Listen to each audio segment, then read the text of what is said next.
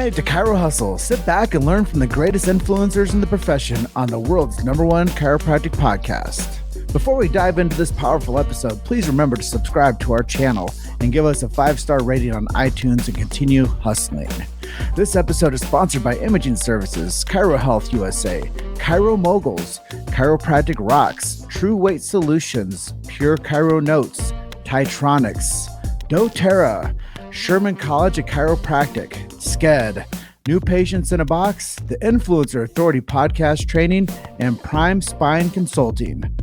Let's hustle. Hey guys, welcome to episode 302 of the Chiro Hustle podcast. I'm your co-host, Luke Millette, and here's your host, Jim Chester. So today we had the opportunity of interviewing Dr. Darin Mazepa, and if you want to hear the story of becoming a punk rocker to a network chiropractor, stay tuned. Welcome back. It's another episode of the Chiro Hustle podcast. Today we have Darin Mazepa, awesome friend of ours coming on live. Philadelphia, right? Our Pennsylvania area? Allentown, about an hour north of Philly. Cool. And Luke, let everybody know where you're dropping in today from. I'm coming in from Ann Arbor, Michigan. Sweet. How's the weather up there today? I don't know. I haven't been outside yet. It looks gray. I like it. And I'm coming in from gray Grand Junction today, too. It was raining while I went on my morning walk today. And I was pretty thankful for that because, as Luke knows, there's not always a lot of rain out here. But this is episode 302, and I'm just going to roll into this, letting people know the foundation of our show. We do protect the sacred trust in chiropractic. We protect free speech with our show, and we support subluxation-based chiropractors. And I think it's a really cool thing that we get to do with our show. This is episode 302, like I mentioned, and we have Darin Mazepa on today from Allentown, as he's let me know. And before we jump in, I just want to thank you so much for being our guest today. It's an honor. Thank you for having me. Thank you for asking. Yeah, and I know just because I've gotten to know you from our clubhouse, time over the past year.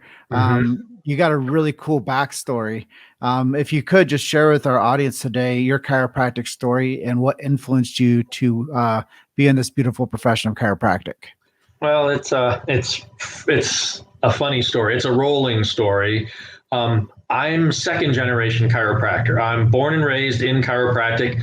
My dad graduated from National in 1961. He was roommates with Jim Sigafus back in chiropractic college. So that's kind of my pedigree. I was raised as chiropractic as you can come. I'm one of those kids who never had any vaccines. So I'm going on 52 years and haven't died yet and haven't killed anybody yet. So there's that. I started out in punk rock. I was the lead singer of a hardcore punk band, and as a teenager already. And my dad said to me, "Hey, I'm going to this seminar in New York. Do you want to come along?" And I'm like, "Yeah, sure." I'm thinking New York City. I'm thinking CBGBs. I'm thinking Bleecker Bob record store. This is why I'm going to New York. But unbeknownst to me, he said, this is called Parker Seminar. It's really going to be something. I went there. I was blown away by the energy. The amount of spizzerinctum that was in that room was just incredible. And by the end of day one, I looked at my dad at 17 years old and I said, "Dad, I want to be a chiropractor." And he went, "All right, that's great. Let's make that happen." Years later, I asked him, "You knew what you were doing, didn't you?" And he said, "Oh yeah, I totally knew what I was doing." So he baited the hook and I took the bait, hook, line, and sinker. So it was pretty easy. Now I'm in practice coming up on 28 years. My office vitality in January will turn 25 years old. And it's a joy. It's absolutely a joy watching people get their lives back. How old were you when he took you to the seminar again? 17. 17. Yeah. Foot high mohawk, 27 piercings, the whole bit. I fit in right in New York City, trust me. So now that your practice is about 25 years old, you've been in the profession for a while. What are some things that make you unique or separate you from other chiropractors in your area? It's a good question. I like to look at it as I have no competition where I practice in the Lehigh Valley. I have colleagues. I think what I do is different. I think what I do is unreproducible, but everybody who's in town can say the exact same thing. So it's great to have friends. It's great to have colleagues. I'm happy to refer to other people if I need to. I get referrals. I'll be honest with you. One of my biggest moments of humility is when chiropractors send their spouses in to see me, because my practice is different. I've been practicing network since the beginning, literally since chiropractic college. I have a 100% network practice, and the word gets out that, he's not the whack 'em, crack 'em type. Not that I have anything wrong with that, because that's what I was raised on. So my dad did. But the word gets out, and people simply are looking for something different. Even if they've had a positive chiropractic experience, they want to find out what's going on over there at Vitality. Yeah, it's cool. It's cool to hear that that's what you're doing. Long time in the profession. And you've built a pretty big practice yourself, right? Yeah, absolutely. What advice might you give to other people that are in the profession to do just like you did, is to do what you want, stay in your lane and practice the way you want to, but build a sustainable practice? For starters, I wouldn't think sustainable is good enough for me. I want thriving. I want rocking. At my peak, I was seeing 250 to 300 people easily in a 2.5 day work week. So now that I'm getting a little bit older, numbers aren't nearly as important to me, but they are to other people. That's cool. To me, I want to be able to be in service and be present with every person who comes through the door, whether it's one person or whether it's 500 people. Doesn't matter to me. Yeah, that's really cool to hear. We might have to do a throwback Thursday with you and have you post a picture of yourself this Thursday when you were 17. I can't find any with mohawk. I don't have any when I had my big mohawk. So I've got some other pictures. Oh, believe me, I can show you pictures, but. Oh, that's too funny. The other thing that I would mention to either young chiropractors coming up or struggling chiropractors, because we certainly know there's lots of struggling chiropractors, is know your worth. Know your worth. People ask, what's it cost to come to see you? I say $1 million. And they're like, really? I'm like, no, that's what it's worth. So know that you are offering a service that is absolutely irreplaceable. So don't be afraid to charge for your service. That's another big thing. Heal your relationship with money. Amen. So you're giving out adjustments that are worth about $1 million, but how are you taking care of yourself? What are you doing for your own health and your family's health? Well, I take care of my whole family all the time. It's one of those cobblers has no shoes. How cobblers' children have no shoes. My kid's on the table all the time. I have one son named Kaimana, and Kai will tell me, hey, Dad, I need an entrainment. So it's great that even at 11 years old, he's been raised this way and he knows it's time.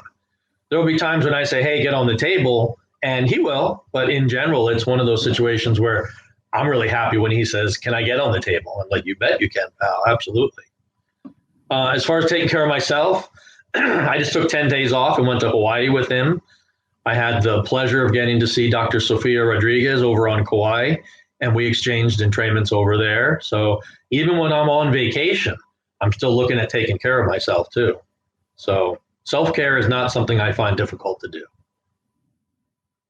Yeah, I think the real cool narrative about that is we have to learn how to ask for help. And I think that a lot of times when people are in control positions as doctors, it's hard for them to seek help and for them to admit that they might need help. So it's nice to be able to say, hey, I need to get an adjustment, or hey, I need an entrainment, or to be able to foster that into like the younger generations to know that it's okay to ask for help. Yeah, absolutely. Yeah. Yeah, because we get all big and old and we're like, oh, we're fine. Our legs dragging behind us, and people can see it everywhere else, but we can't see that on ourselves. We have a situation that I always joke about where we have a certain segment of the population who gets really good signals from their body, but disregards them anyway and does whatever they want to do anyway. We refer to them as men.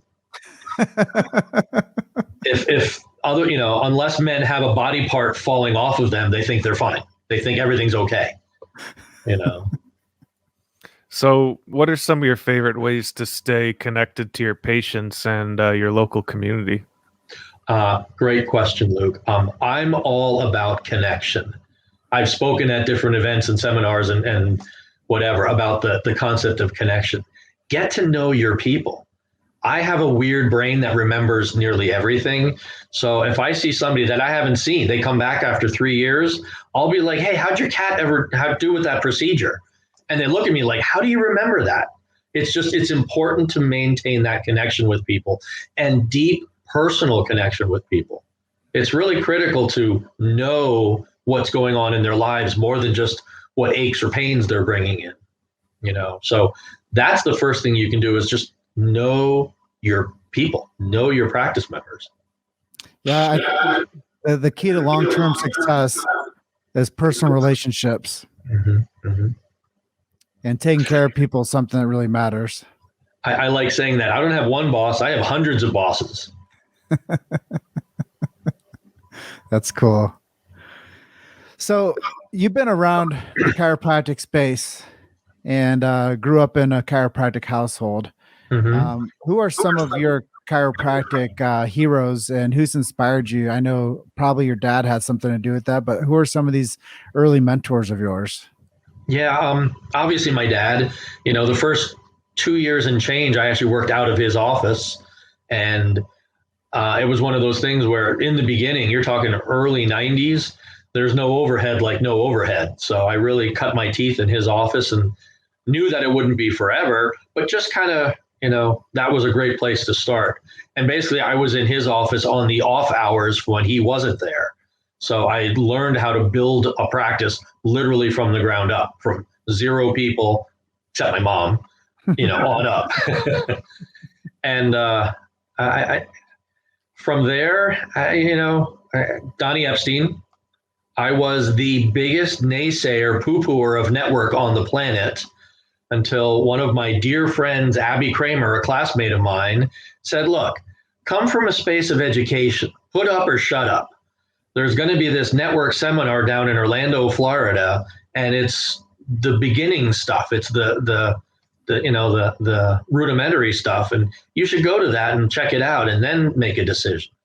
I respected Abby and I knew what she was saying, so I went to that seminar and got my first network adjustment from a fellow named Dr. Larry Zaleski, and I think I screamed, cried, went out in the lobby, hugged a tree, and realized this is what I was going to do the rest of my life, and that was it. It was literally that magic epiphany kind of moment, and here I am 30 years later, still hanging out with Donnie. Other people, I got to give Dr. Sid credit. I went to Life, and I was there when Dr. Sid was still there. He was a powerhouse. He was just fire when it comes to the chiropractic mission, So I was lucky to be at DE when all of the huge speakers were at DE. I have a copy of volume 22, The Bigness of the Fellow Within, and I would go around to all of these old guys and have them sign my book and ask them to put some inspirational quotes in there. And then I don't know how it happened. Now I'm the old guy and people are asking me for advice, but those are the people who really kind of honed me in the beginning. People like Bob Satilli, Dee Umber, Bob Rabin. There were so many people down at DE that were just incredible. Do you have any heroes or influences in your life that aren't in the chiropractic world? Like maybe an actor or musician or anything like that? Well, anybody who knows me knows if I weren't a chiropractor, I'd be a music producer. Everything in my life outside of chiropractic is rock and roll. I always said, if I weren't Dr. Darin, I'd be Moby. Simple as that. Maybe today Marshmello to be, a little bit more current. But I claim to be the largest Prince fan in the world. I look at David Bowie as one of my heroes. David Bowie in the 80s was my permission slip to be any way I wanted to be and look any way I wanted to look. Because if Bowie could do it, why couldn't I do it? Simple as that. So when we lost Bowie and Prince within months of each other, that was a hard time. That was not easy for me. Yeah. You've made Subscribe to Chiro Hustle. Sit back and learn from the greatest influencers in the profession on the world's #1 chiropractic podcast. This episode is sponsored by Imaging Services, Chiro Health USA, Chiro Moguls, Chiropractic Rocks, True Weight Solutions, Pure Chiro Notes, Titronics, doTERRA, Sherman College of Chiropractic, SCED, New Patients in a Box, the Influencer Authority Podcast Training, and Prime Spine Consulting. Let's hustle. You know, hearing your influence from Sid to your dad to Donnie, and knowing your background with music, you've seen quite a few seminars also. And I guess my follow-up question to your resonance with all this is, how do the new seminars, the new circuit that exists today for the new chiropractors and guys like yourself, you said you're a bit more seasoned now, how does the new circuit stack up to what you were brought into the profession seeing? Seasoned. That's such a nice word. Thank you for that. I appreciate that, Jim. Seasoned, like a fine piece of meat, right? A little salt and pepper. A little salt and pepper, a little of this, a little of that, adobo. Here we go. I think there's still some great opportunities out there. You know, I'm a fan of Mile High. I love what Danny and Rochelle Knowles are doing out at Mile High. I went to one Cal Jam with that was just unbelievable. You talk about somebody on fire. You know, the Cal Jam people are absolutely on fire. That was cool because it was a blend of chiropractic and rock and roll, and a little bit of politics sprinkled in there too. But yeah, that was a great one. DE still going on. I love what Jim Dubell's been doing with New Beginnings forever, you know, so there's opportunity. You just need to go out there and recognize the importance of going to those things. People are like, they're just pep rallies. Yeah, but you need pep. You need to have your battery recharged sometimes too. And going to those things is a really, really important thing. So there's some seminars that have been, or some conventions that have been around a long time, and they're still going strong and they still have a lot of value. Yeah, I like what Danny and Rochelle are doing also with Mile High. I've been to every single one of them.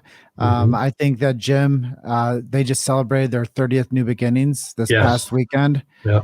And I've yet to go to a DE. So maybe someday I can get down there and to join the Atlanta group and see what's going on down there, because I've heard a lot about it. I've heard a lot about Sid Williams and, you know, him being the founder of Life College and him being the founder of this DE movement. Yeah. It's where a lot of the leaders in the profession started cutting their teeth on their philosophy and on their fellowship and on the one seminar.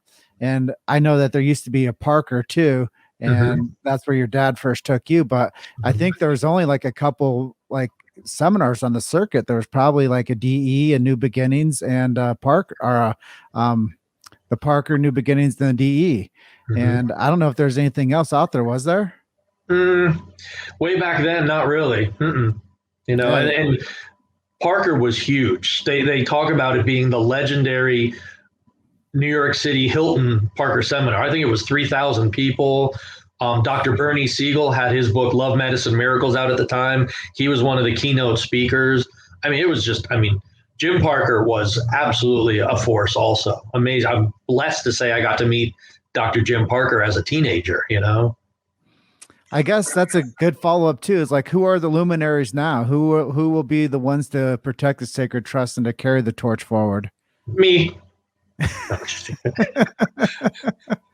There's some great names out there. You know, look at what Stu and Terry Warner have been doing with pediatrics forever. Great friends of mine. They're doing a really good job, and they're really coming into their own also. So I really like that. I mentioned, you know, Mile High, Billy DeMoss. He's a spokesperson. He's on fire, you know, and so there's some names out there. I think Danny and Rochelle are really, you know, they're shining right now. This is their time to shine. And, you know, my circle might be somewhat small, but I'm sure there's a lot of other names out there that are really just going for it.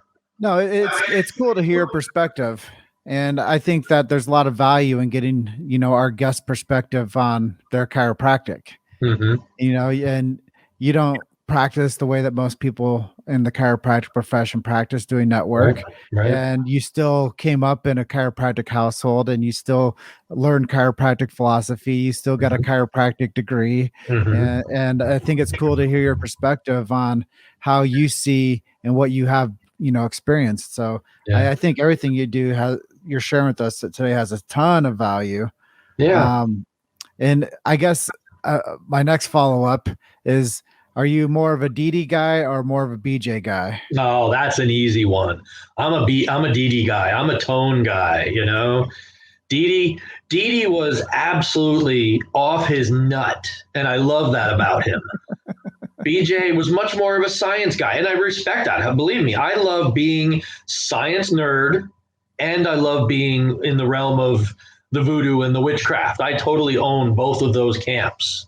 So I have nothing wrong with the physical and the metaphysical. That's where I shine the best, I think. So I think about what everything Didi had to say and everything that Didi was finding during his era. Think of all the stuff that was happening when Didi was doing what he was doing, and I have a lot of respect for the science and the refinement that happened during the BJ era. Little too mechanical for me, but nevertheless, still really valid. So how do you see chiropractic changing and developing over the next 20 years or so? Oh, that's a great question, Luke. For starters, something BJ said a long, long time ago is there might come a time when we need to change the name of the profession. Because what I see is I don't even know what chiropractic is anymore. I don't know what chiropractic looks like anymore because there's so many versions of what people call chiropractic. And to me, it's still pretty straightforward. It's still done by hand. It's still connecting with that person. I'm not afraid to use the term subluxation. I look at it from, we need to really kind of, instead of continue to broaden our scope, let's really refine our focus. So many people out there don't really even understand that chiropractic colleges are changing so rapidly right now.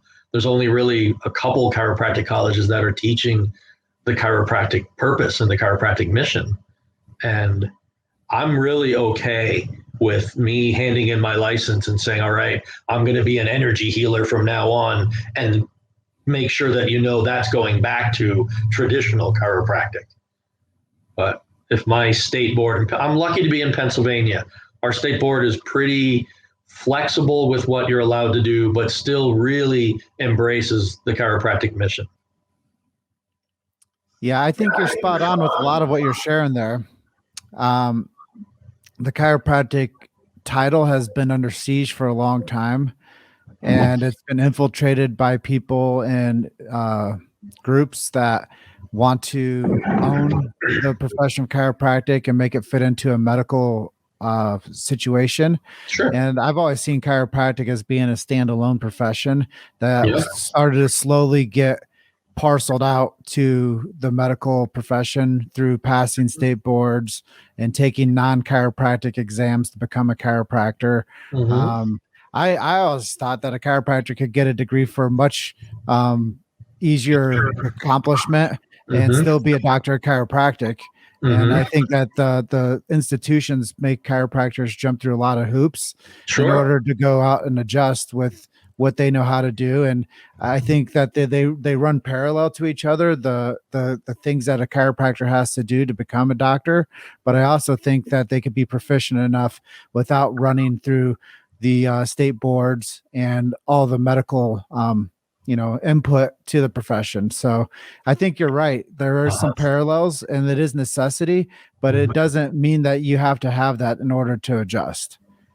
And I'm going to render an opinion now. I always like to give a preface when an opinion is coming, but I really think that the reason people expand their scope is desperation, because they're not being financially successful in their practices with adjusting or in training or whatever it is.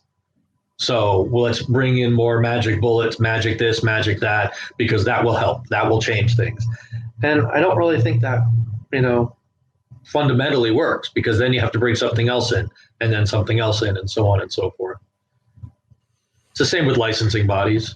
Licensing bodies sometimes are run by very successful chiropractors and sometimes run by very unsuccessful chiropractors with good politicians.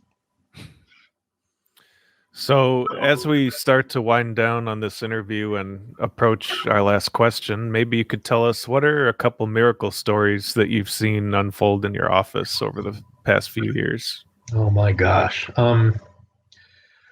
I think there's so many. The biggest one that comes to mind is a person who, now again, I do network. I look at the body a little bit differently than the classic mechanically trained chiropractors. But I had one person who was a survivor of ritual sexual cult abuse as a child. And the worst I've ever seen. Had 27 personalities, had a 45 and 53 degree double major scoliosis, and was just absolutely, torn apart. And with the help of their counselor, therapist, psychiatrist, and everything else, network entrainments were critical in her integrating all of these personalities and being able to actually move into a much more positive forward life. And this was a grown person. And so that's one of those things that I witnessed with my own two eyes and felt with my own two hands. That was amazing. And the other thing that I love taking care of grown-ups, don't get me wrong, but when people bring me their babies who haven't pooped in 7 days, or baby that cries every single time after they either bottle feed or nurse or something like that, and the tiniest little input from a pinky tip changes their physiology to the point where we basically have an unwritten rule in our office. When we take care of newborns or even, babies up to toddler age, they fill their diapers before they leave the office. That's just, it's a show that we're changing not only physiology, but the integrity of the autonomic nervous system. So I love that. I love watching babies get a good, solid start in life. Yeah, so many people think that you have to have some type of a symptom to benefit from a chiropractic adjustment or chiropractic care. And that's the thing I love about when I watched Jay Comeric's movie about adjusting the equine, adjusting horses. It was really fascinating to me to see like the physiology shift inside of an animal, which I wasn't even sure back when I first saw that movie that people actually did that stuff. So it was a huge eye opener to me to see somebody adjusting animals. And now, I've always known that it was okay to and a good thing to adjust babies. But they can't talk either, but you can see their behavior shift. You can see them to go from not having an upset stomach, like you said, after they eat. The reason they cry is because they're having a hard time digesting stuff. Sure. Yeah. I use that point that you just made about Jay Comeric's movie with my skeptical patients. People are like, oh, I don't believe in chiropractic. I always say, neither do I. And they say, what? And I say, it's not a belief system. It's not a religion. I said, I do this on newborns and horses. And as far as I know, they don't have belief systems. And guess what? It works on them too. Yeah. So anytime you have the belief come into it, I'm like, this will work whether you believe it or not. Yeah, it's honest. Yeah.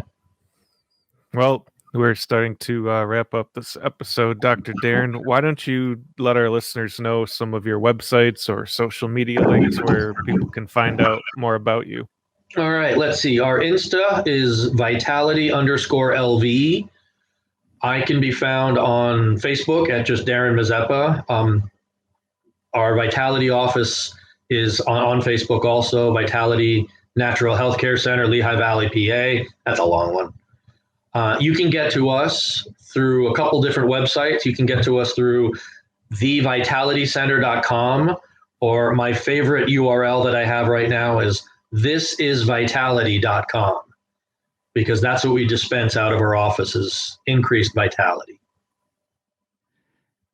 A few places to go find Dr. Darin there. Thisisvitality.com. I like that too. It's a good one. Yeah. All right, Dr. Darin, that pretty much wraps up this episode of Chiro Hustle. Thank you for being our guest today.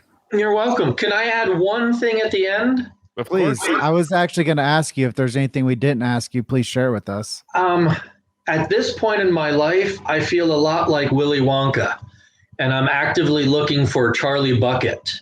I want to find an associate that I can teach all my secrets to and groom them to become a partner, and maybe even when I retire, buy me out of Vitality. So I'm already looking long game. I want to know that every single one of my practice members is well taken care of, and really would like to start looking for who that candidate to be Charlie Bucket is. No, the only way you're going to do that is to make some golden tickets. That's it.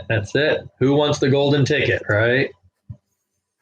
I think it's really cool. If you guys know anybody out there looking to jump into a full-time network position, reach out to Dr. Darin at thisisvitality.com. I'm sure that's a good place to hit you up at.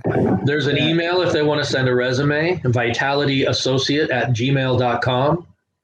Okay. So you even have, you're already ready. Oh, I'm rocking.